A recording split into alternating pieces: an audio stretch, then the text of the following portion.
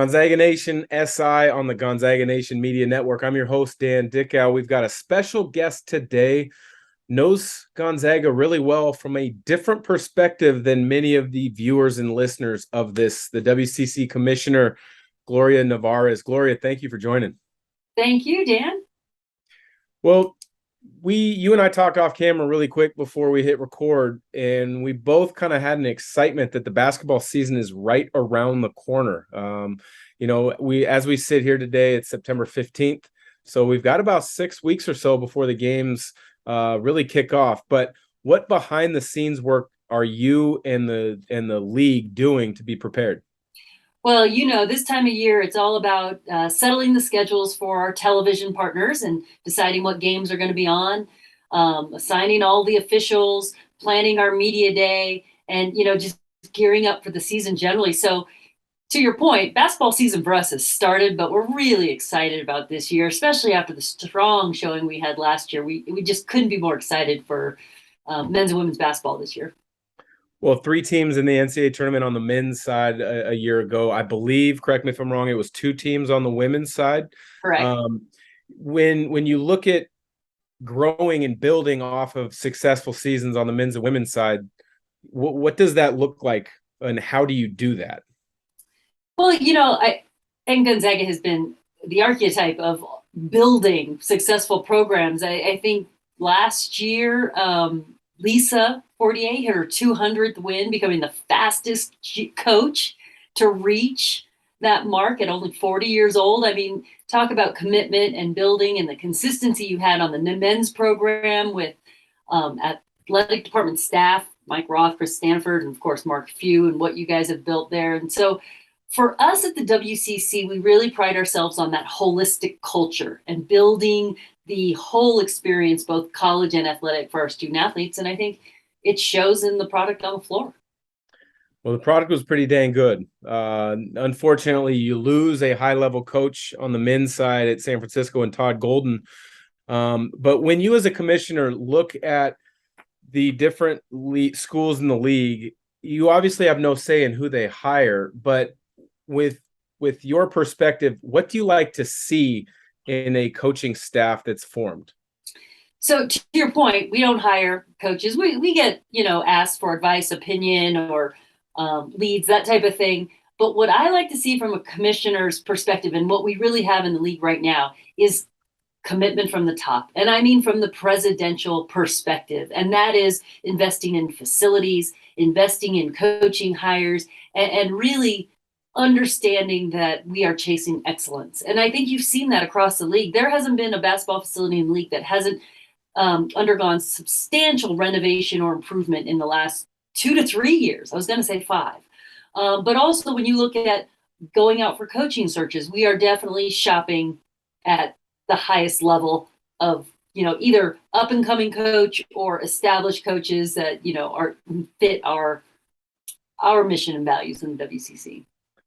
And I would agree that so many of the schools are very aligned, and a lot of it has to do with their Christian-based private institutions for the most part. But when you have a league that's so aligned with their mission statements, and then you have a team like BYU leaving the league, what's the thought process of replacing them, or leaving things as is, or looking for a partner to come in from a different league to replace them? How difficult is that, and what are the steps? It's different. This year's consideration of whether to expand or not, to replace BYU or not, was really a different conversation than I think I've ever experienced in my history, both at WCC now as commissioner and then previously as an associate, in that we didn't want to add just to get to an even number. And admittedly, being at an even number makes scheduling a lot easier. It's clunky at 9, but we can do it. And we are in that process right now, not just in basketball, but all other sports for, the 23, 24 year. But this year, we really wanted to think about, if we're going to add, let's add for strength. And right now that's defined as men's basketball teams in the NCAA tournament, because honestly, that is the economic model that the NCAA has set up for us, and one that, thanks to Gonzaga, we've been very successful at.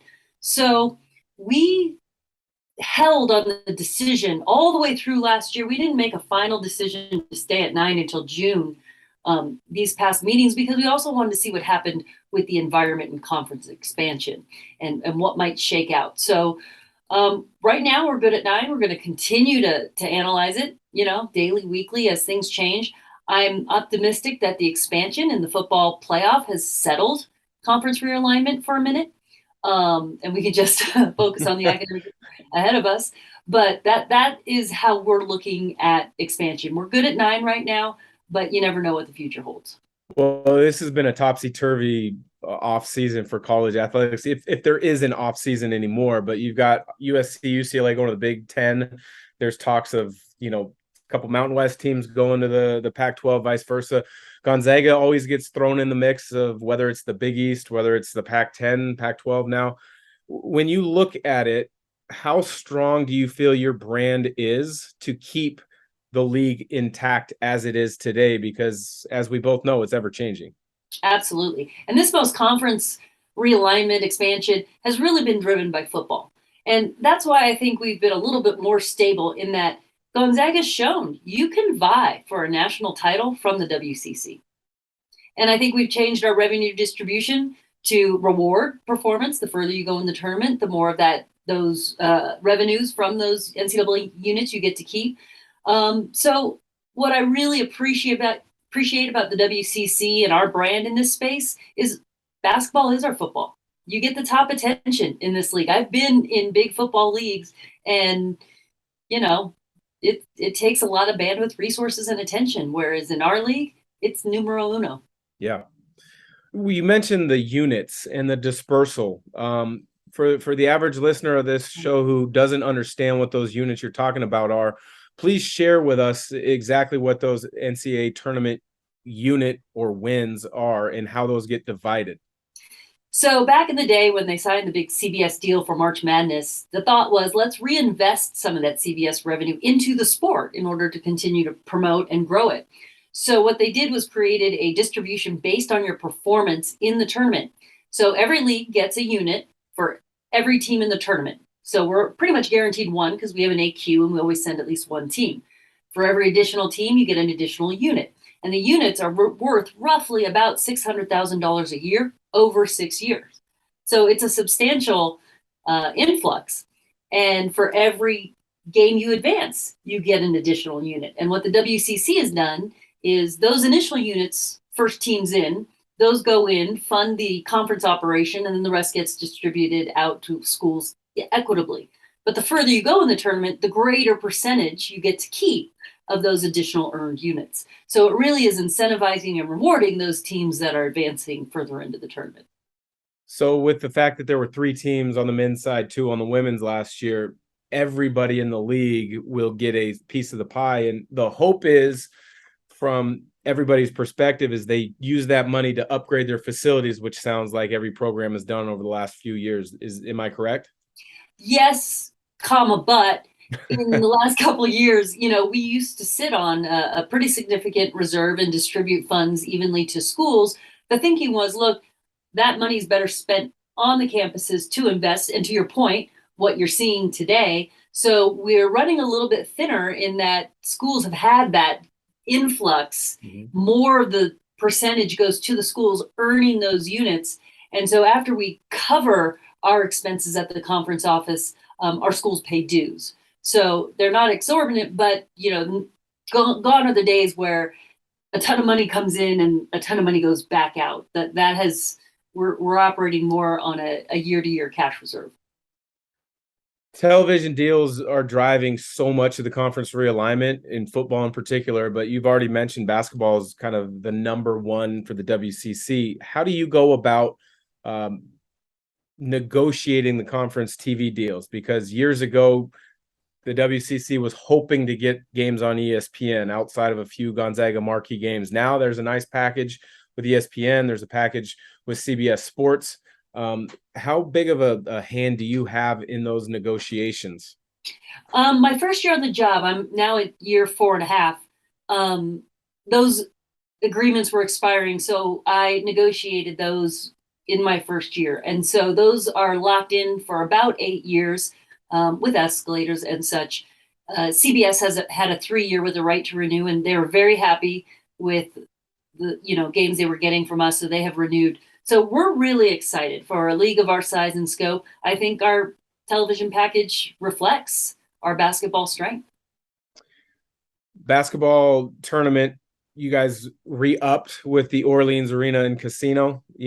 Vegas in that March Madness championship week has become home for literally every basketball conference on the West Coast. How excited are you that you have a home for, I think it was another 10 to 12 years, if I'm not mistaken? They're 3 years, but we've been there 10. So this is, I think, the years 11, 12, and 13. And, the Orleans has been such a great partner to us. We were the first conference to bring our tournament to Vegas. Not a lot of people remember that little gem. Yeah. But what I love about it is become a destination. Whether your team is doing great or maybe not, it's become kind of an annual pilgrimage for a lot of folks because it's just such a great experience, a great event, and an easy travel. So we're excited to continue to be there. I think our new contract has helped us unlock a lot of opportunities to market and promote and do some extra things for the student athletes around the tournament coming out of COVID cuts. We've revamped our ticketing, so they're virtual, electronic now, so you don't have to actually exchange hard tickets. So we're hopefully moving it into the next generation of what our tournament could be. Yeah, I remember going to Vegas for that WCC on the first couple early years, and you're right. It was a few years later that the Pac-12 and then the Mountain West and the other schools decided to follow suit. So you're kind of ahead of the game with that. Now, most conferences run a media day. I've been to the Pac-12 one on a number of occasions. You guys are coming up in about 3 weeks with your media day. What's the thought and the idea behind that? Is there also tied in meetings with the coaches and athletic directors? It's strictly kind of put the brand of each school out there early before things really get going? The latter. We don't really have formal meetings anymore. We allow the coaches to come in, chat with the media, develop the relationships, mine the stories. For us, it's a big content capture. We get the student athletes, the things you see at our tournament on the video camera, that type of thing. And to really try to shine a spotlight on basketball during the football season. And again, Vegas is such a great place. I don't know if you recall, was it 2 years ago, 3 years ago? We put Mark Few in a race car on the track, and it was really there's just a lot of fun stuff to do there. So we'll stay tuned for what we have planned this year. Yeah, it's been now about 13, 14 months since NIL has passed, and lots of schools are taking a creative approach in supporting their student athletes. Now the schools can't go about procuring the deals, but they can be supportive of them and give them guidelines of how to handle it. Is there one or two student athletes in the WCC, whether it's basketball or another sport, that you feel has been knocking it out of the park as far as creativity or really understanding NIL and how to take advantage of it? Well, I think the Drew Timme example is probably one of the best in the league. He might not have been coming back for this season, but for NIL opportunities. And so in that sense, I think it's been a real positive.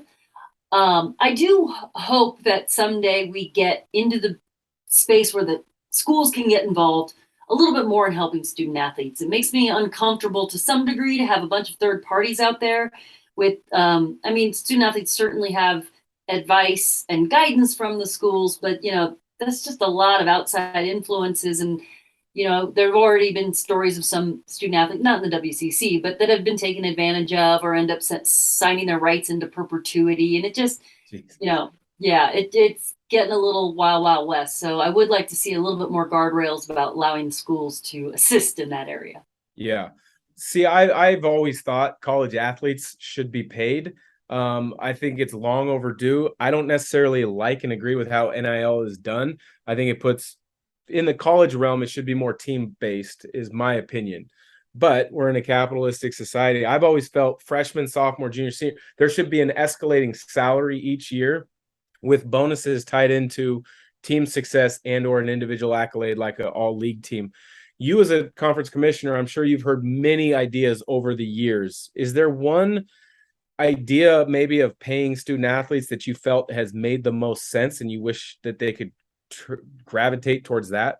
Well, I'm not in favor of student athletes as employees. So when you say pay student athletes, it pushes us into that employer-employee relationship. And frankly, I don't think that's healthy for the student athlete experience at all. Imagine being fired for not, there's a lot of protection right now as a True. student athlete if you happen to do a knucklehead decision or not perform.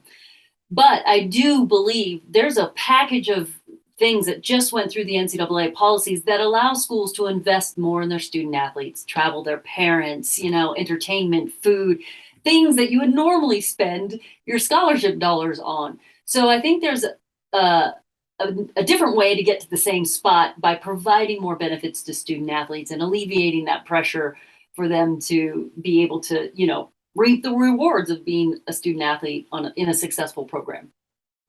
Awesome. Well, Gloria, I appreciate the time. I know you have a crazy amount of things on your plate with fall sports in full swing and the basketball season for men and women right around the corner. So thanks for taking 15, 20 minutes of your time, and enjoy Media Day in the next couple weeks.